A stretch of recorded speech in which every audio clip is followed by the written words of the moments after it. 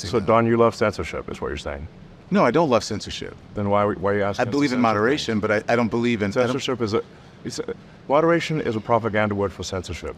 But don't you think free speech is one thing, right? Or not, Look, if not something's censorship. illegal, we're going to take it down. If it's not illegal, then we're putting our thumb on the scale and we're being censors. So you can think of X as being, it's much like the internet. It's not some tiny publication with like 20 articles a day. It's 500 million. But everyone has the opportunity to read it, Elon.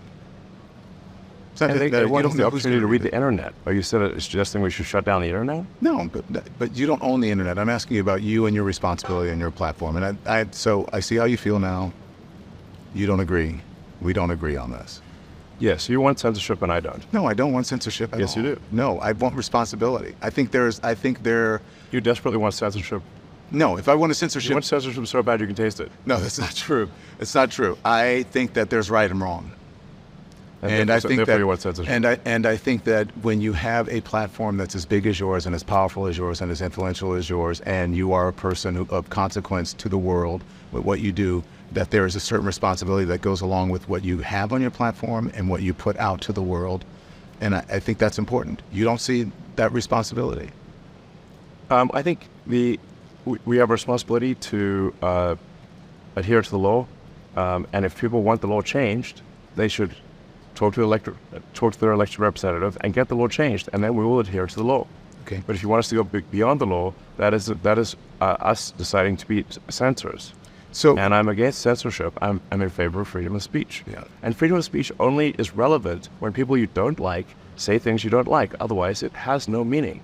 But I do think that there should be guardrails, and I believe in free speech as much as you. I would fight. I don't disagree. I don't agree with a lot of what you put out on social media, but I will fight for your right to be able to say it. Great. Yeah. All right, guys, so we got to talk about this interview between Elon Musk and Don Lemon. And although I did not really want to watch the interview, nobody's watching it. I mean, in the first hour of its debut on X, it only has about 25,000 views, right, compared to Tucker Carlson. When he launched his show on X, I think in the first hour or so, it had at least a few 100,000 views, if not millions of views, almost immediately because it was highly anticipated. Nobody's anticipating Don Lemon's interview. I just woke up this morning and I saw it. Not too much news to cover, so I will talk about it. And my takeaway from this interview is that Don Lemon's delusion and just sheer ignorance is astronomical. In fact, I don't understand how he was able to get a job at CNN and to reach the level that he reached in journalism, or put it this way, push mainstream liberal media propaganda, because that's what journalism has become. But regardless, he's not a particularly intelligent individual, right? He's not smart. He doesn't really understand logic or the meaning of words. And it's very clear in this conversation with Elon Musk that he's just not operating at a level of somebody that you would expect with his type of credentials, right? And the example of this is this conversation about free speech. Now, I'm not going to make this whole video about that conversation because we've already covered this, but clearly what you guys can see from the opening clip, Don Lemon does not understand that what he's calling for, which is moderation on Twitter, is censorship, right? He's openly trying to criticize Elon Musk for not moderating content that he doesn't like, but at the same time says he's not for censorship. How can you not be for censorship if you are literally criticizing Elon Musk for not censoring content that you disagree with, that you deem as hateful? But again, it shows you what the left does when it comes to changing the definitions of words, right? So instead of using the word censorship, because that's a right-wing word, okay? No. They call it content moderation, okay? And although, practically speaking, content moderation is the same thing as censorship, content moderation is okay because content moderation means, well, we don't want you to see things that the left disagrees with, okay? But we're not pro-censorship. We just don't want you to see things that the left doesn't agree with, that we don't agree with. We just want content moderation, not censorship. Although content moderation and censorship are effectively the same thing. And see, here's the kicker. Elon Musk has already admitted that, yeah, I am censoring certain content that is deemed to be hate speech on Twitter, but that's not good enough. It's not good enough for the left, okay, because he's not censoring what the left deems to be hate speech that's against their agenda. Like, for example, when you talk about demographic change, okay, if you're on the right and you talk about demographic change, the left is going to say that's hate speech, even though when they talk about it, they talk about it as if it's a positive thing. Okay, they just call it demographic change. But if the right talks about it, then you're talking about replacement theory. Okay, and that's hateful and harmful. Again, see, what they really don't like, again, is the fact that Elon Musk is not censoring or moderating with a bias against conservatives, which is what all the other social media platforms do, right? You notice any of the social media platforms that don't censor in favor of the left, they're deemed to be hate platforms, right? But the platforms that do censor, okay, in favor of the left, oh, well, they're deemed to be good platforms. These are good platforms. And again, if they slip up and they allow something like, for example, the Hunter Biden laptop story to be put out there, then they will be smeared as platforms for disinformation and they will be criticized, right? They will be whipped back into line, right, by the liberal media establishment. But see, Elon Musk, after he bought X was not that platform anymore, okay? It became a lot more neutral. Still some issues, right? People on the right complain about Elon Musk and censorship and moderation and stuff like that, okay? But it's much better than it was before, and the left can't stand that, right? They can't stand the neutrality from Elon Musk. They can't stand it. But yet he tells Elon Musk that he believes in free speech as much as Elon Musk believes in free speech, while at the same time question Elon Musk about why he's allowing certain types of free speech that the Democrats and the liberal media establishment doesn't like. Again, the hypocrisy is stunning, right? The lack of self-awareness leaves a lot of questions about how in the hell did Don Lemon get a primetime show on CNN, right? I really don't get it. I don't understand it. But anyways, we've talked enough about the free speech part of that interview. Clearly and obviously, Don Lemon is a huge hypocrite. But I want to talk about the race conversation because, of course, Don Lemon is going to bring up race. He's going to talk to Elon Musk about racism, and I want to react to it. So without further ado, let's get into it. Trans rights and the woke mind virus, because you've talked about that a lot. You're right about that a lot on the thing. You have been deeply outspoken about the issue of trans rights. You posted trans rights. You posted that pronouns in bio mean the woke mind virus ate your brain. Do you know what the term woke actually means? It's come to mean a lot of things. But what originally it was meant to mean, it's just being aware of inequities in society and being aware of facts and history. Yeah, I think it's come to be. I think being aware of inequities in society is fine, of course, but trying to blame everything on trying to make everything a race issue is, I think, divisive and corrosive to society. Even as it relates to trans issues, which is what I'm. Yeah, race or gender or whatever. You think that society blames everything on racism now? Well, yeah, of course, especially the left. Okay, yes, society blames everything on racism.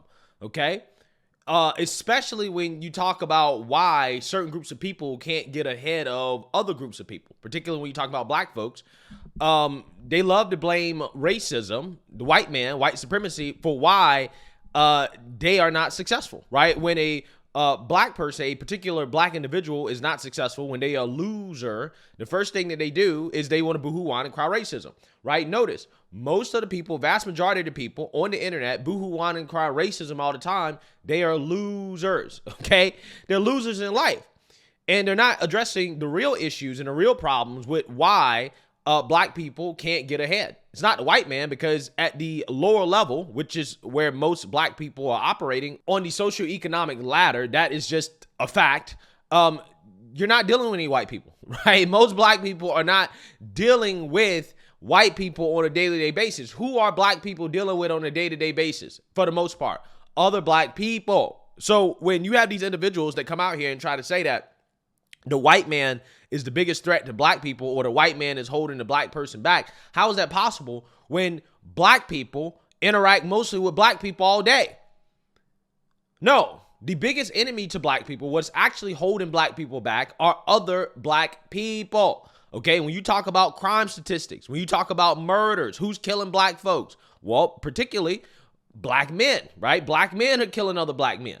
Okay, when you talk about the culture of black people, okay? A very backwards culture where we promote gangs, drugs, degenerate behavior. We don't necessarily care for people to speak proper English, okay? We don't celebrate academic achievement, okay? We celebrate the lowest among us, the thug, the criminal, the rapper, the people that are actually really detrimental to the black community, okay?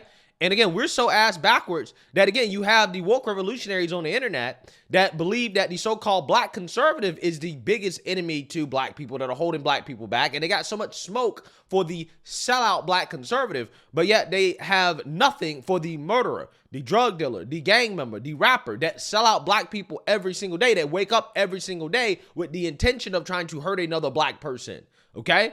They have no smoke for the fact that a lot of these individuals that end up becoming criminals are raised in these single parent households by these single mothers, a very emotional environment. They do not know how to control themselves. So when they get out in the streets, they get out in the real world, they have no idea about how conflict resolution works because they never had a father, right? They never had a man in the house actually show them how to deal with conflict. So they go out and they commit these crimes. They end up, beating somebody up or murdering somebody or doing something that they're going to regret. Then they end up in the system. They get into the system, and then it gets a lot harder for them to live a regular, normal, productive life, to be a positive contributor to society, because they now have a record which incentivizes them to be a part of the system forever. The biggest problems in the black community when it comes to socioeconomic mobility has to do with laziness, emotionalism that leads to committing crimes, and just sheer ignorance. And some of that has to do with the education system. But again, education starts in the household, right? Education is something that can be attained when it comes to changing your culture, right? In order to value education. You really shouldn't be dependent on the government to educate your child in the first place. So although I will admit that, yes, a lot of these schools and these African-American communities are bad. They're terrible public schools, okay? And a lot of these people go out and they vote for the public schools to be terrible. But regardless, the education starts in the house. It's still the responsibility of the parents to educate their child. But in regards to socioeconomic mobility, the biggest problems holding black people back have nothing to do with a white man. You're not even dealing with the white man in regards to what most of the issues are when it comes to socioeconomic mobility for black folks. Now, once you actually get to a situation where you're dealing with a white man, like, for example, once you get to a higher education institution, you're not dealing with white supremacy as much as you're just dealing with competition, right? You're just competing at that level, okay? It's not white supremacy. It's just competition. Yeah, you need to outperform others, okay? But in order to actually get there, what's holding you back has everything to do with you and your actions, okay? 99.999% of it, okay? Because it's really not that hard to elevate to the middle class, at the very least in this country. It's really not that hard. You just have to put in some work, okay? You have to educate yourself and to do very basic things in order to get there. But again, a lot of black people fail to do so because of their own actions, and because they don't want to take responsibility for it or accountability for it, they just blame the white man, even though you're not dealing with the white man, right? You're not dealing with the white man at all. I blame a lot of things on it, and yeah. You think that's unfair? Yeah. Why? I think we should not make this a constant subject. I think we need to move on. I think we should treat people like people. You don't agree that this country was founded on racism and founded on slavery and in many ways inequities that still continue on to this day? I think every country at that time, and I think even today, was extremely racist. Every country. And obviously slavery was present in about half of this country. And was not present in the North. There was racism for sure, but I think we want to look to the future rather than the past, and instead of engaging in constant rehashing of the past, because in fact, if you look at history, if you study history broadly, everyone was a slave. Everyone. Yes. Well, not everyone was a slave. No, everyone was a slave. Okay, but We are all descended from slaves. Yeah. Well, all of us. Yeah. It's just a question of when. Was it more recent or less recent? That's it. Right.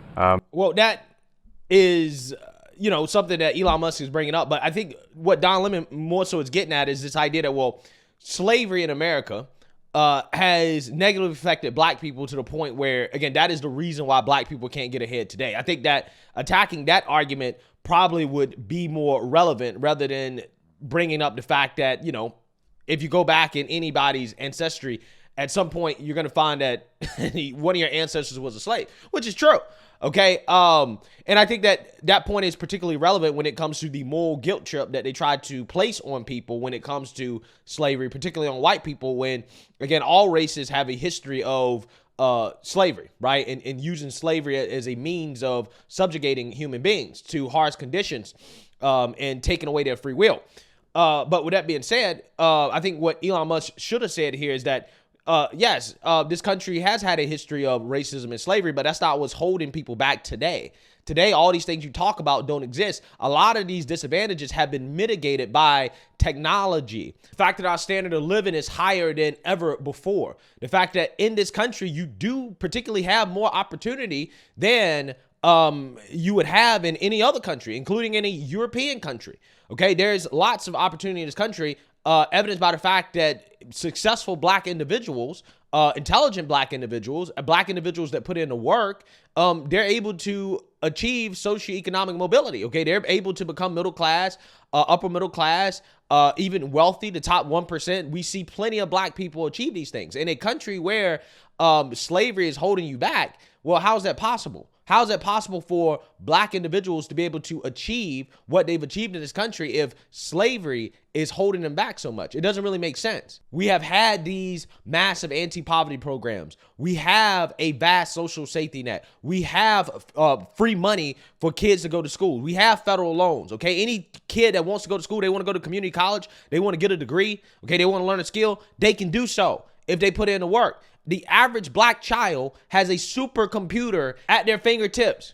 They have access to literally all the knowledge in the world. You don't need a car to drive to the library to access knowledge, to get information, okay?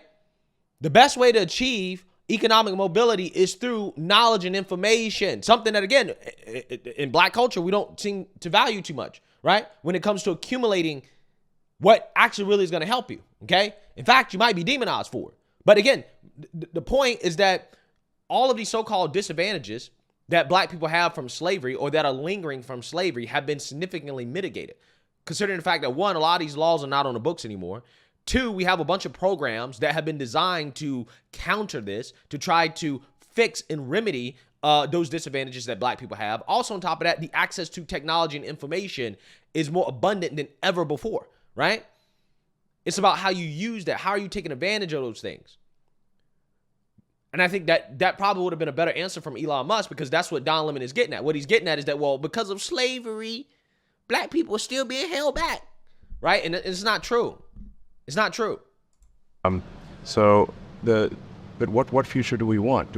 Is this something we want to make part of our constant dialogue forever, or do we want to say, like, let's just move on and treat everyone, according to just who they are as an individual? I agree with you with that. That's the ideal. No, it's not. Not for somebody like you, Don, because if that happens, then, I mean, you're already out of a job, so I can't say that if that happens, you're out of a job. But if that happens, most people like you are out of a job, right? And that's why the race conversation is so circular. Okay, this is why it never ends, because there's so much money behind the race conversation that these people won't stop talking about it, right? Again, it doesn't matter. All those things I just named in regards to why slavery is not a significant factor anymore when it comes to why an individual black person is not achieving, whatever they want to achieve in this country.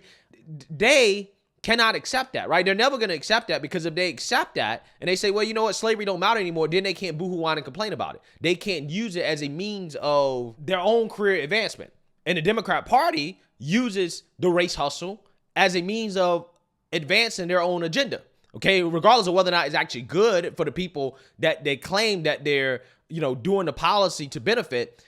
Again, it doesn't matter. They use it as a way to promote the agenda. And for the left side of the aisle, the race hustlers, the Democrats, I actually think that it's more insidious than that. I think it goes a little bit further because, again, having this race conversation all the time and never actually telling the truth about why you can't achieve or why you're not competing with the whites or the Asians or whatever, it makes sure that you never actually really compete. Okay, and if you never actually compete, if you never actually change your culture, then that conversation can continue. And as long as that conversation can continue, then the powers that be are going to profit off of the hate and division that's created as a result. The people are going to stay, enchained, enslaved mentally to this idea that, well, it's the white man's fault. Everything's white man's fault. Nothing's my fault. I don't need to change my behaviors. I don't need to change my culture. I don't need to change the way I view the world and what I do on a day-to-day basis to improve myself as an individual. I don't need to do that. I just need to focus on the white man.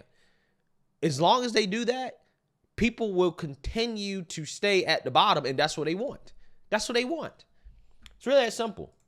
But what the evidence shows is that that's not what's actually in practice. I think we're doing better than anywhere else. That's true. I agree with that. But that doesn't mean anything. That doesn't mean a lot to a whole lot of people who aren't able to take advantage of the opportunities that you were able to take advantage of, simply because the color of your skin. Well, Elon Musk and the opportunities that he's able to take advantage of don't really have that much to do with his skin color as much as it has to do with the fact that his father was basically a genius as well, too. Okay, he was an engineer. He was a pilot. Okay, he was a real estate developer. I mean, his father was very wealthy, so he grew up in wealth. He grew up around a father that clearly had a high-level intellect, which probably was passed down to Elon Musk, and that is why he's in the position that he's in, is because of his father, because of his background. Doesn't really have that much to do with his skin color, okay, as much as it has to do with the socioeconomic, status that he comes from, right? Just like if you have a black child, okay, that is born into a high socioeconomic status, it is much more likely that they are going to achieve more, right? Doesn't really have much to do with their skin color as much as it has to do with their background, their family, where they're from, okay? It's really that simple, okay? But again, Don Lemon thinks that, well, Elon Musk is Elon Musk because he's white. No, he's not Elon Musk because he's white. He's Elon Musk because of his father, his family. That's why he is who he is. And also on top of that, his work ethic, which probably is something he inherited from his father. What advantages does my color of my skin give me? Well, there's an ease that you have in society that many people of color don't. You were able to come to this country voluntarily. There are many people who were not able to come to the country voluntarily. There are people who came here as slaves. For me to come here. And there is a legacy of slavery that still continues on. There's a legacy of racism that still continues on in this country. That's undeniable. Well, if we keep talking about it nonstop, it will never go away. If we keep making that the central thing, it will never go away. Why do you believe that? I think I'm just making a simple statement of fact. So I think we want to get away from making everything a race or a gender or whatever issue, and just treat people like individuals. Do you have any desire to understand what many people of color and even trans people, how they feel about this country and how they're treated in this country? If they say and they believe that they are treated a certain way in this country, why don't you believe them? You cannot have a situation where someone is a self-described victim, and they just get to be that because that's how they feel. I think that does happen in some cases, but not all cases. And I think that not understanding the history of the country, I think, is a real shame. Look, we should understand incredible opportunities and other countries. I've had incredible opportunities as a person of color. Right. But I've also been very well. But I've also been discriminated against, and I know that I have. And I know that that's real. And for someone to say that that isn't happening, I should just move forward and not think about that and ignore the past, is insulting. Well, you should, Don, and I'm gonna tell you why you should. Because despite being gay and black, okay, so he has two disadvantages, right? Two things he can say, well, this is what's holding me back. I'm gay and I'm black. Despite being gay and black, clearly, he's not super intelligent, right? You're not the brightest bulb, Don. Let's keep it 100 with you, okay? You're not the brightest limit, okay? You still were able to achieve what you achieved. You still were able to have a primetime show on CNN, despite being gay and black, two things that are supposed to hold you back. So how silly does it sound for you to sit up here and to try to claim that slavery, racism, hate, and bigotry, all this stuff is what's holding individuals back? This is why these individuals don't have opportunities. They are right to feel like victims when you clearly are not the most talented individual, okay? You were able to achieve what you achieved despite having multiple characteristics that are supposed to hold you back, that's supposed to keep you from being successful. How does that work? How does that work? Somebody explain to me. How does Don Lemon become successful in a country where slavery still matters? I don't get it. I don't understand. Because people like Don Lemon are not supposed to be successful. But yet we see a lot of people like Don Lemon that have achieved the pinnacle of success in this country. Again, it doesn't make sense. I don't know what obstacles Don Lemon claimed that he faced, but clearly they weren't so tough that he couldn't overcome them, despite the fact that, again, he's not the most intelligent individual, and he's black and he's gay, right? Which is supposed to be holding him back. Okay? He got it even worse than the average black dude. I'm just saying what it doesn't make sense to me. I don't understand it. I don't get it. I'm not saying it. Don, you keep putting words in my mouth. I'm not saying it's I didn't say that you said it. I'm saying that we want to. We as a country should move beyond the questions of race and gender, and we should treat people like individuals and base our opinions on them on the, their character and their skills. I don't think that anyone will disagree with that. Exactly. All I'm saying is that that's not happening and is not equal for everyone. Well, it's not going to happen because you guys keep talking about it. That's his point. The point is that you don't want it to happen, right? You keep saying that that's the goal, but that's not the goal, right? That's not the goal. The goal really is for these people to basically try to guilt trip whites into giving them power, which is ultimately what they want, right? And it's funny because, Don Lemon, again, he claims that white supremacy is such a big issue, but yet he's married to a white man. But regardless, overall, this is why they don't want you to talk about what's happening at the border. They don't want you to talk about demographic change. They say that, it's a conspiracy, even though they talk about it all the time. They just don't want the right talking about it because that's ultimately, what a lot of these people claim that they want. They want more power and control, okay? That's what they want. And until they get that, they're going to boohoo, whine, and cry, even though the opportunities for these individuals in regards to individual achievement and advancement are there. There's nothing holding them back. Nothing holding them back. That those opportunities don't happen for everyone. And I am a living example that they don't. I know that they don't because I live it. Again, delusional. I'm a living example of these opportunities not happening for everybody. But despite being black and gay, this guy achieved what many would consider to be the peak of journalism, having a primetime show on a mainstream liberal media network. Fascinating, right? Fascinating. Again, this is just as delusional as Don Lemon's opinion on free speech. His position on free speech. Well, I believe in free speech except for people I don't agree with, right? Well, I believe that systemic racism is holding everybody back, and I'm a prime example of it, despite the fact that you've achieved the pinnacle of what you can achieve in your field. Again, this is nonsense. This is ludicrous. It really is. You've been incredibly successful. I have been, in spite of it all. But I know what I know. I've experienced what I've experienced. You haven't done that. And I cannot, I don't know what it's like to be from South Africa. I don't know what it's like to be a white man. I don't know what it's like to be a woman. I don't know what it's like to be a Latino person. I don't know that. So I wouldn't speak for them and just say, you need to move on. That's not for me to say. I believe that it would be great if the country could live up to that ideal. You think that everyone has the same opportunities in America, regardless of their background and ethnicity.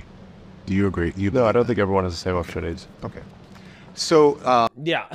So the delusion here is just out of control. I honestly, I can see why Don Lemon got fired. I honestly don't see why he achieved what he achieved at CNN. I'm not sure why he was put into that position, considering how the more I listen to this guy talk, off that platform, the more I'm like, yo, this guy is, he's off his rockers. He really is.